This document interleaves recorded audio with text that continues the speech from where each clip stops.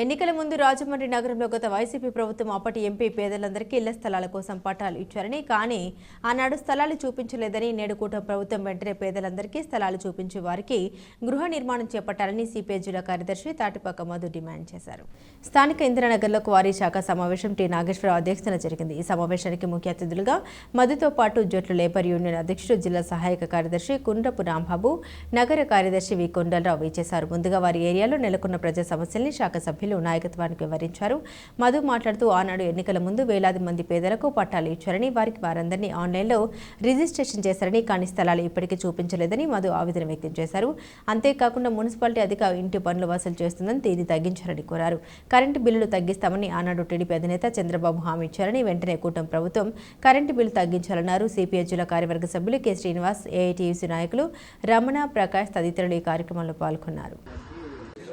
ఈరోజు రాజమండ్రి నగరంలో శాఖ సమావేశం జరిగింది.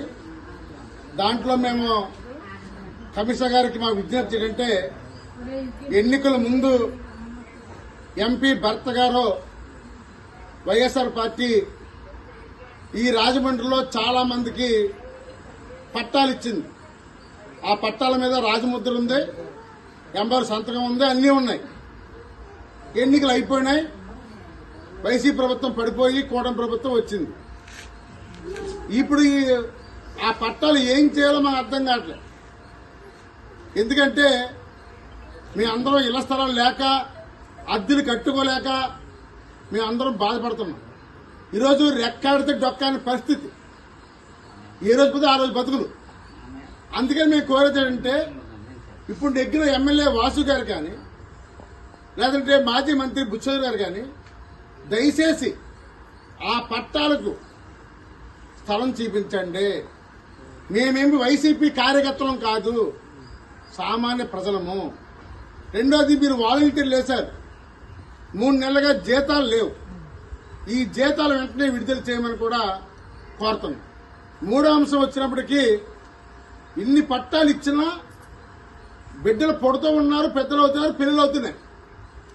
ఇందిరానగర్లోనే ఇప్పటికిప్పుడు రాస్తేనే సుమారు 30 మంది పేర్లు వచ్చినాయి, ఇల్లు లేని వాళ్ళు. ఎందుకంటే అందరు బిడ్డలు. అందుకని మరలా స్థలాలు చూడాలి. అవసరమైతే ఈ కాతేరు, ఈ ప్రాంతం టిక్కు ఖాళీ అయితే ఈ పేర్లందరూ కూడా ఇవ్వాలని కమిషనర్ గారిని మేము కోరడం జరుగుతుంది.